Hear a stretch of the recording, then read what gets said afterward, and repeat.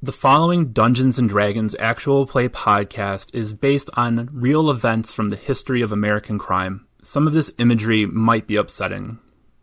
Listener discretion is advised. Infinite power, infinite power, infinite power, infinite power, infinite power.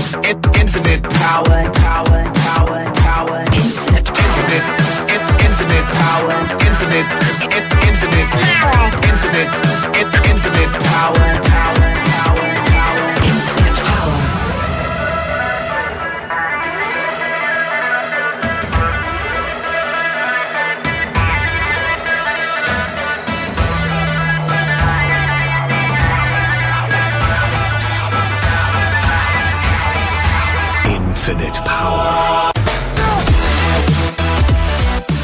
All right, so we are back on the show for another session of Strength Check. We are again without our boy, your boy, Tom Conmee. Where in the world is Tom Conmee?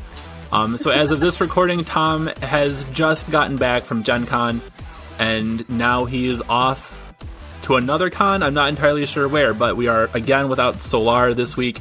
So as whatever happens, I think just imagine that Solar is a few beats behind the party trying to figure out what the hell is going on and what is this madness that he's found himself in.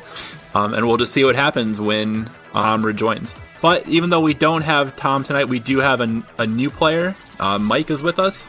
Hey. And we will get to Mike's character and whatever chaos is going to come from that.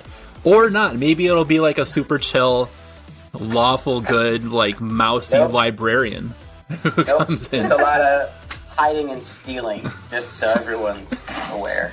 You've joined the right group. Hey, that's my job. No, maybe you won't. Well, we'll have to, for now, we'll see. For now.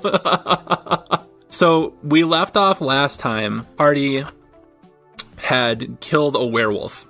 So remember a few episodes ago, there was the incident. I think of it as the incident with Percy Grits and the boys who were trying to steal the police carriage. Percy telling them that he was going to use his words on them in that very Hannibal Lecter style. Well, those boys were back, and those boys have been dealt with. Are they back in town? The boys are back in town. Yes.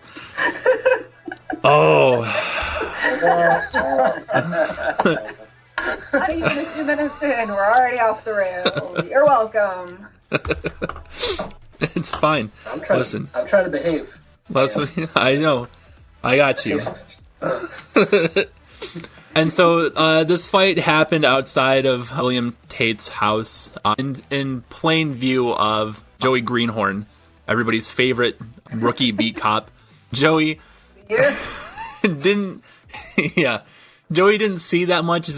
Joey had been kind of stuck in this philosophical kind of debate between the clergy that showed up at the house and then Percy Grits, private investigator. So the boy's having a rough night, and he saw this fight happen and basically advised the party, like, you guys had better get out of here. And by that point, I think everybody agreed, like, it was time to split. So we pick up a couple of days later, and you guys are at Death by Chocolate. Death by Chocolate is Zafira's family's bakery. Highly anticipated debut of Death by Chocolate.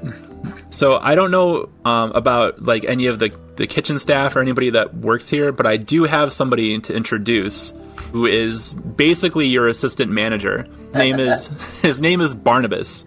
Barnabas. I love it. Barnabas might be my favorite NPC that I've ever thought of. In real life, like if Barnabas was a real person, he'd be one of those guys that like you see him all the time judging like baking competitions on TV, right? Barnabas is like, he's really pleasant. He's a really friendly guy, but once in a while, he just goes stone cold. So if he was like a judge on Kids Baking Championship or something, he would probably tell a little kid that, you know, their fondant makes him want to set himself on fire. Something like that. But otherwise, like a totally like normal, happy dude, like very effervescent. I feel like. And so it's weird that he's working in what is otherwise, in my mind at least, like a very gothic bakery. Right? Can't have a name Death by Chocolate and not have it just be completely just goth. Yeah. The goth bakery. Yeah, exactly. So, you guys are hanging out at the bakery, trying to figure out your next move. And so just to provide a little bit of a recap, there are a couple of stories that have merged from when the campaign was running as two smaller groups. On one hand, we had the murder of William Desmond Tate, famed writer and producer and director in Backfire. And we also had an incident with Nim and Alos, who are, I don't want to say dishonest, because aren't we all a little dishonest? But Nim and Alos had sort of a prize fall into their laps in the form of a god who had been knocked out and lost his memory, who we know is Saint Cuthbert, but they have been calling Paul, and I forget why we call him Paul, but he's Paul. Paul the banker is called Paul, I think. Paul the banker, yeah. And Paul is there with you. He's just kind of meditating on what's happened the last few days. He still doesn't have his memory. You guys have some leads on who might have been involved in the Tate business. And both of those stories tied together with this last name Grattain, the Grattain family, who Percy Grits is very familiar with. And there's some suspicion that the Grattains might be, maybe they're cloners, maybe they're necromancers, maybe, I don't know, maybe. So you guys are back at Death by Chocolate, kind of meditating on this, and out front you see a carriage pull up, and Barnabas is inside, and he has with him these two big orbs of light. And he gets out, he leads the orbs of light out of the carriage with him, almost kind of like helium balloons almost. He's got tethered, and he sets them up on either side of the door to Death by Chocolate, and he comes in, and he sees everybody sitting around. I don't know if he's met any of you before besides Zafira, if he has any kind of history with anybody. I don't want to say do with Barnabas as you will, because I know that means Barnabas will end up broke in a ditch. They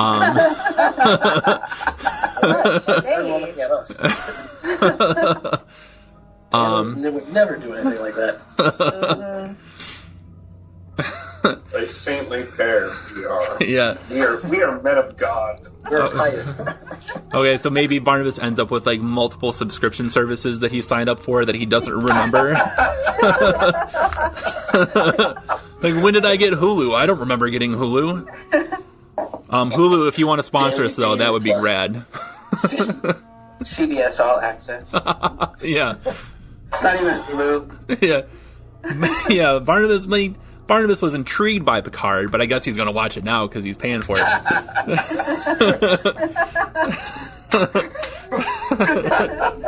CBS, if you want to sponsor us, that would be really cool. Add strength. Yeah. So Barnabas, he puts a lot of effort into like positioning these orbs, and he enters the bakery. And he's very proud of himself. He's like standing there, like beaming, very proud of himself. He's waiting to see if anybody notices him standing there. Would I know like what they're for? What he's doing? No, you didn't tell him to. You didn't give him any mission. You didn't. He is whatever this is. He's doing independently. Just like creature running around the house. Oh, that's gonna be in my head now, and it's not gonna go away. It's there. It's in my head. What you got there? Please don't say smoothie. He says, well, there was this incredible sale on lights to help brighten up and draw attention to the shop. and the salesperson was very convincing. It was a BOGO. So, I bought one and I got one. And I thought, and it wouldn't make sense just to have one light, right? Like, we should have two. Like, it's symmetry, right? For, like, the door. And I thought just, like, everything around here is just so dark. And I thought maybe just having some light. And, the person who sold this to me said that it would draw people in. And I thought, that would be amazing, right? The food here is amazing. We're amazing. You're amazing. So let's have people, we're trying to run a business here. Just trying to draw some attention. Isn't it great, though? The store's called Death by Chocolate. Like, it's gothic. Yeah, it's great. It's wonderful. Yeah, awesome. Can I tell if the things are, like, magical in any way? Make whatever checks you want to make. I gotta pull up some character sheets here. 7. You're not sure about magic, but these Dice things... the first roll goes right into dice jail. This is a zero tolerance dice policy. It's my favorite die, too. Oh, it's clear. It's awesome. But every time I use it, it fails me. It's a traitor. I So know. it's not awesome. It looks awesome. It looks awesome. There's some kind of life lesson there. I'm not really sure what. So, you're not sure about any magic, but boy, do these things look sketchy. Where exactly did you just say you got these again? Please tell me you didn't spend shop money on this. How much was it? He says, well, don't worry. Just remember, like, one of the first rules of business is that you have to spend money to make money, right? And so I'm sure there's going to be a huge return on investment. I was just walking. And they were at this little shop. And the owner was getting rid of them, and I thought these were, they're really lovely lights, look at them. I think they really liven up the place. Liven up the place, and it's called Death. He catches himself. He's like, I didn't mean that. I mean, they just draw attention to our sort of necrotic, glory.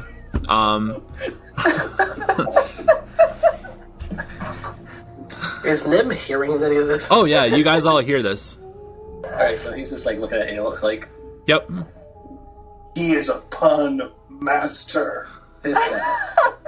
We need to hire this guy. He could be Paul's assistant banker.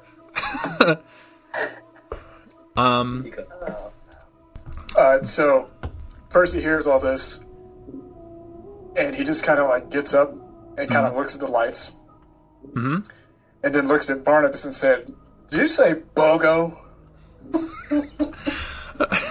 I did, because it's true. And then Percy just kind of like looks at the lights again, and for some reason he thinks that BOGO. And there's no idea why he thinks this, but legit, Percy thinks that BOGO means goblin. Okay. So he just looks at the lights, looks at Barnabas, looks at the lights again, and then he doesn't kind of know how, but it's in his toolkit now. He casts Detect Magic. And so you see Percy do this like really comical, like, look at Barnabas, look at the lights, and then Percy has this like full body like shudder. Right? Almost like he just kind of like when you walk into a spider web and you're not kind of thing, like, oh, like, and Percy is suddenly like really confused and grossed out, and he's not sure why. And you're getting some magic off those. Okay, so it says for a duration you sense suppressive magic within 30 feet of you. If you sense magic in this way, you can use your action to see a faint aura. So yeah, he wants to. So he sees this aura, I guess, around the lights, and he's like, "Okay, these things are cursed." Barnabas is taken aback. Is cursed? No. They couldn't possibly be cursed. Why would you say such a thing? Who is this? He looks at Zafira. They're all friends of mine. They're trustworthy. Again, specifically, where did you say you got these again? And why didn't you check it? Check what? How many times do I have to keep telling you that if you're going to buy something, make sure that it's legit? It's not cursed. Figure out the specifics. If there's make sure that there's magic involved. If there isn't, what? Oh my god, what am I paying you for? He considers taking out his job description because he's the kind of guy who carries his job description around in his pocket. Yes. If you're like predicting this, it's just like, don't bring out the job description. It was a rhetorical question. So he says, well, I'm sorry that you, and he's getting upset. You're like, I'm sorry that you're upset. I was not trying to upset you. Okay, I just fine. I will. Barnabas, it's okay. It's been a rough couple of days, all right? And then you bring home these lights that are magical, apparently, somehow, and I don't know where you got them, and you said that there was some sort of deal. It just sounds sketchy to me, okay? I promise it'll work. And so, as you're having this conversation, the door opens, and a group of high school kids come in. Oh boy.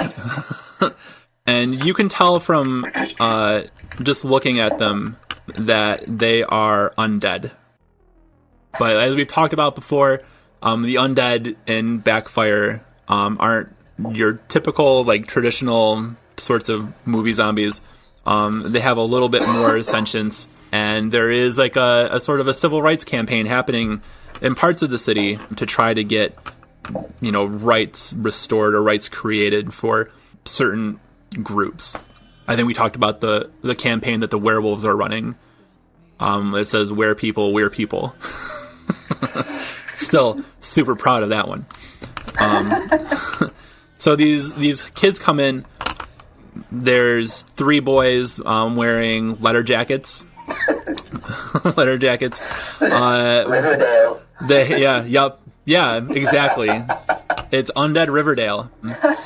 And so and also very inspired by D&D Beyond today when I was trying to write and the writing was not coming, and so I wanted to look at monsters tonight. And so the idea of the basic zombie, and I thought, why not make some basic zombies? So the boys are in leather jackets. What hair they have, kind of slicked back. The girls are, in my mind, they're wearing very, like, 50s kind of, like, poodle skirts. The Backfire equivalent of Uggs. And they are all kind of talking in that, like, stereotypical, like, sing-songy, almost like a Valley Girl kind of cadence. I'm thinking of, like, 80s movies that made fun of how teenagers talked. But I love them already. They're there, and you hear in passing one of them say something about the lights outside and how cool the lights are. And Barnabas, like, Shaky light up. he is.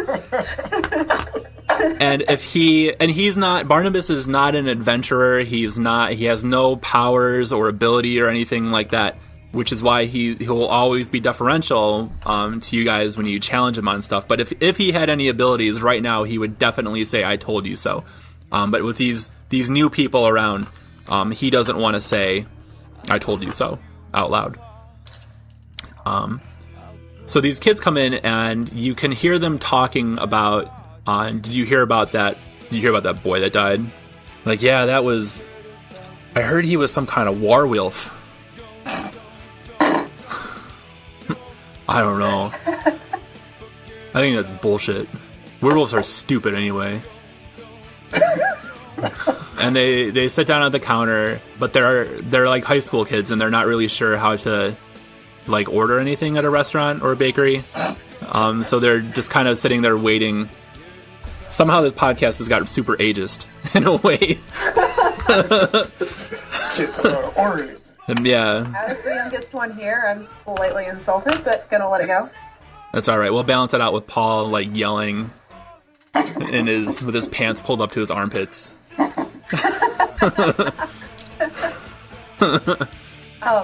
Zafira is gonna go up to these kids and be like, "Hi, can I help you with anything? Can I help you find anything? Anything you want for or The one boy is like, "What's good here?" Well, that's purely subjective, but I'm rather partial to some of the cakes. They look around at each other when you use the word subjective, and they're like, It's personal opinion. what kind of cake? I got different types of chocolate cakes, vanilla, swirl, marble. I think there's even a cheesecake in there. Looking over at like a display cakes, I'm kind of imagining it's nearby. They Cupcakes too. they perk up at the cheesecake. The girls especially like are really into the cheesecake idea. And so you see them like they're like grabbing the boys on the shoulders, but not like super hard because they're zombies. But like they want this cheesecake. They feel like a compulsion to get this cheesecake. Any of that interesting to you guys? Or we've also got some. I feel like I'm like pointing behind her to like maybe some chalkboards or something behind her. It's got like a menu on them, and there's stuff up there, a menu up there of other stuff that we have. I could specialty make something, but that might obviously take a little bit depending on what it is. So when you say that you could specially make something, they go. One of them says, "Do you have any brains?" What are you thinking? Maybe. It's kind of shooting a glance at the rest of you guys, like, I probably could actually make something with brains in it, but do I want to let them know that I could? That's up to you. Oh, well, I might have something in stock. It would depend on what you would want made into. The boys say that they don't want it made into anything. The girls are kind of like a little not like they want to show off that they know about fancy stuff, and so I'm trying to think of like a food or something that they would request, but thinking that it sounds fancy, but not actually knowing what it is. Ducking. Foie gras. Oh yeah, yep. Can we have a foie gras souffle with brains? Can you do that? She'll just kind of look at him and just go like, I'll see what I can do. Cool. And kind of cringe a little and go off in the back and start making something close to whatever. And I imagine that I've got some brains laying around. I'm going to experiment. No, I totally keep this stuff in stock in case. My phone comes through my shop. In case. Just in case, you know, all sorts come through here. Popular shop. And Barnabas says that, and he's like, more popular now with the lights. Oh, Barnabas is snarky. I like it. Yeah. So the kids, they go and grab a table while they wait for their for their food, which I don't think they know exact. I don't think anybody knows what this is going to look like. I don't think Sophia knows what it's going to look like. But the boys are pretty excited now that they found a place that will sell them brains. And so you kind of hear like muttering from them that like we gotta tell the guys about this. Like, this is so cool. You hear that? She's got brains. It's pretty cool.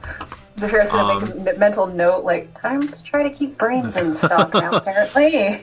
Kind of maybe mutter that to Barnabas as walking by him, like, make sure we keep brains in stock now.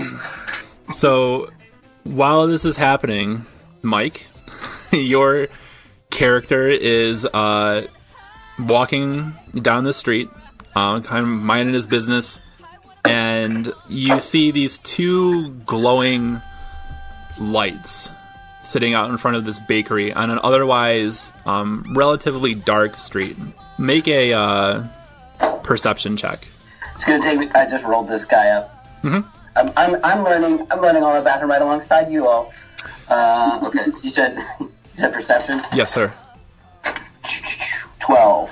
So you see what at first glance looks like just two glowing orbs of light are two will-o'-the-wisps sitting outside of this bakery. And as you get closer, you feel like driven closer to them. You hear this whispering that is saying, "Come inside. Death by chocolate. It's great. Spend your money here." And I feel compelled to do so. So you feel compelled to get closer, like you're drawn to the lights. Right. Whether or not you enter or get as close to the lights as possible is up to you. But I think you would see the door there and like the message from them saying, right. And you do have the option to try to save against it as well. No, I think I will give myself over to the light for the time being. Come to the light. We have brain cake. But as I enter, I do want to case the joint. Okay. So you want a perception or investigation? Does it matter? I mean, it's up to you. It doesn't make a difference to me. Okay. Oh, that goes right to jail. 5. So you are in what appears to be a high-end bakery. There's a group of high school kids, 3 boys and 3 girls. The boys are in leather jackets, the girls in sweaters. There is an old man on the opposite side of the shop. Right. He's reading some sort of book and like mumbling to himself. There is Mr. Everyday Diner full of old people and undead. Yeah. Can I tell they're undead? Or did I not with a 5. These are just some kids, some high school kids. Their letter jackets say that they go to St. Asmodeus. And I will, as a bonus action, I'll try and find the darkest corner in this highly lit hot topic of a bakery. I love it. And I will try and find some shadows to skulk in as I continue to try and get the lay of the land. Okay, so you kind of Batman your way in. Do you want to stay out of everybody's sight? Like, do you want to hide intentionally or no? Yeah. I'm gonna practice my sneaky. Okay, so make a stealth check. Oh, that's more like it. 14. Okay, so everybody else hears the door open. I imagine that Barnabas has put like some kind of bell. Like a bell, yeah. Yeah, and you know what? It's probably like one of those strings of like jingle bells. It's fake bones. Yeah. Yes. It's a skeletal wind chime kind of thing. So you hear... But are they fake or are they real? Only your barber will know. You're selling the brain cakes. If those aren't real, like something's going on. Yeah. No, they have to be fake. That's part of the joke. On brand. I imagine Barnabas would have like a big backstory made up about who the bones belong to or whatever. But anyway, Yeah. you hear this Story jingle. changes every time. Oh yeah, for sure. It's really just like an animal that he hit with his carriage one day. And had bronze. So you hear them jingle and the door shuts, but you don't see anybody that came in. So if you want to try to make a check to see if anybody has snuck in, please do. Otherwise, maybe you just think it's the wind. 7. Thanks, Jill. Okay, so I got an 11. okay. Let's see this roll. That's 20. 16 plus 4. Okay. Okay. All right. Nim sees him, and I'll roll for Barnabas. I'm just a flat. A 15. So maybe the two worst people. Well, what did Percy get? 7. 7. Okay. So excluding Percy, the two worst people to notice you sneak in are Barnabas and Nim. And Barnabas, in this kind of sing-songy voice, sees your character come in and is like, "Welcome to Death by Chocolate. What can we do for you today?" You're really trying hard to like prove himself I want a to pocket Zafira. Barnabas to bring with me and pull out when I'm feeling sad. Merch for the show. By the time this airs, maybe we'll have plush Barnaby. Barnaby. Or just Barney. Barnacles? That's his fan club, is the Barnacles. So Nim, you are up. Take the stage. So I just see him walk in. Yeah, you see this guy walk in. Hi again, everybody. This is Dr. Andy Wilczak. I wanted to say thanks again for taking time to listen to the show. We really appreciate it. The reason why I wanted to make Strength Check into an actual play D&D podcast, when there are so many other actual play shows out there that are probably way better than anything that I could do, is I want to draw your attention to a project that I'm a part of here in northeastern Pennsylvania.